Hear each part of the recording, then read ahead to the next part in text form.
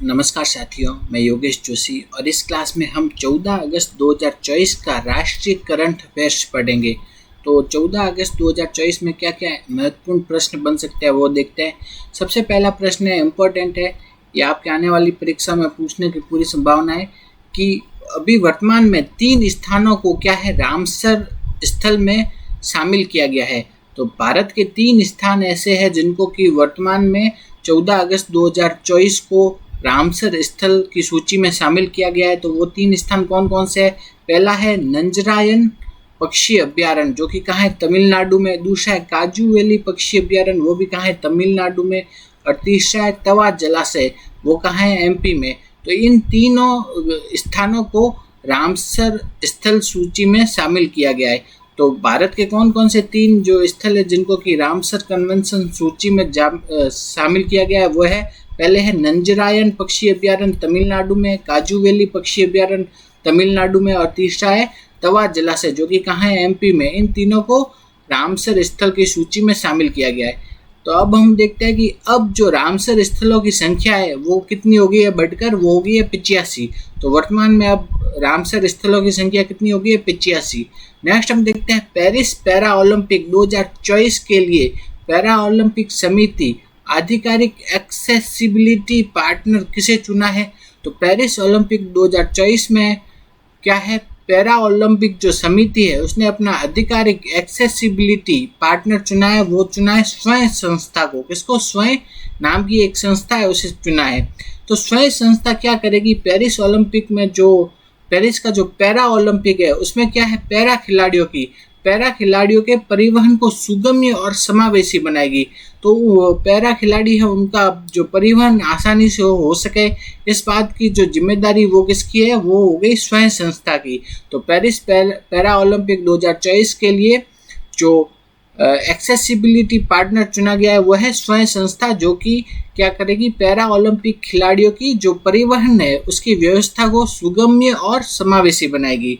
ये भी इम्पोर्टेंट है। नेक्स्ट हम देखते हैं, अगला क्या है, डीआरडीओ ने ओडिशा के तट पर लॉन्ग रेंज ग्लाइड बम, क्या है? एलआरजीबी, लॉन्ग रेंज ग्लाइड बम एलआरजीबी का परीक्षण किया है। उस बम का नाम क्या दिया है? उस बम का नाम दिया है गौरव।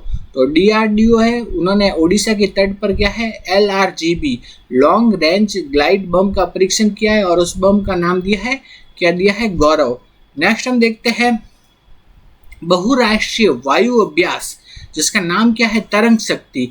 ये भी इंपॉर्टेंट है, पूछ सकता है कि बहुराष्ट्रीय वायु अभ्यास जिसका नाम क्या है? तरंग शक्ति।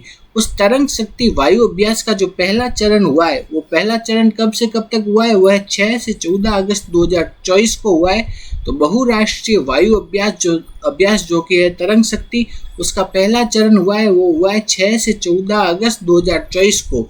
और ये कहाँ पे हुआ है? ये हुआ है तमिलनाडु के सुलूर नामक स्थान पर हुआ है। तो बहुराष्ट्रीय वायु अभ्यास जो कि है तरंग शक्ति, उसका जो पहला चरण हुआ है वो है 6 से 14 अगस्त 2024 को हुआ है, तमिलनाडु के सुलूर नामक स्थान पर हुआ है। और इसमें किन किन देशों ने भाग लिया है? वो है Bharat, France, Germany, Britain, Spain, इन देशों की वायु सेनाओं ने भाग लिया है। तो बहुराष्ट्रीय वायु अभ्यास जो है तरंग शक्ति, वो हुआ है 6 से 14 अगस्त 2024 को, तमिलनाडु के सुलूर में हुआ है। और इसमें भारत, फ्रांस, जर्मनी, ब्रिटेन और फ्रांस की वायु सेना ने भाग लिया है। नेक्स्ट हम देखते हैं जो तरंग शक्ति जो वायु अभ्यास है उसका जो दूसरा चरण है, वो दूसरा चरण होगा 29 अगस्त से 14 सितंबर 2024 के बीच में होगा। और वो कहाँ होगा? जोधपुर में। तो पहला चरण तो हुआ था वो है तमिलनाडु के सुलूर में, और दूसरा चरण है वो होगा जोधपुर में। इसमें America, Australia, Greece, Bangladesh, Singapore, UAE ये सब भाग लेंगे। तो पहले चरण में इन देशों ने भाग लिया था और दूसरे चरण में ये देश भाग लेंगे। तो नेक्स्ट हम देखते हैं जो तरंग शक्ति जो वायु अभ्यास है उसमें भारत के सबसे छोटे लड़ाकू विमान ने अद्भुत प्रदर्शन किया है। उस लड़ाकू विमान का नाम क्या है? तो ऐसा लड़ाकू विमान जो कि भारत द्वारा निर्मित है और वो क्या है, सबसे छोटा लड़ाकू विमान है, लेकिन उसने तरंग शक्ति युद्धाभ्यास में क्या है, अद्भुत प्रदर्शन किया है। उस जो लड़ाकू विमान का नाम क्या है? उसका नाम है LCA तेजस। क्या है? LCA तेजस। जो तेजस वायु यान है उसने तरंग शक्ति जो वायु अभ्यास है उसमें अद्भुत प्रदर्शन करने का काम किया है। ये आपसे पूछ सकते हैं प्रश्न। नेक्स्ट हम देखते हैं, नई दिल्ली में आयोजित 78वें संविधान 78वें स्वाधीनता दिवस पर पूरे देश में लगभग 6000 विशेष अतिथियों को आमंत्रित किया गया। उन 6000 विशेष अतिथियों में कौन कौन है? महिलाएं, युवा, आदिवासी, किसान है। उनको नई दिल्ली में जो 78वां स्वतंत्रता दिवस है उस पर आमंत्रित किया गया है।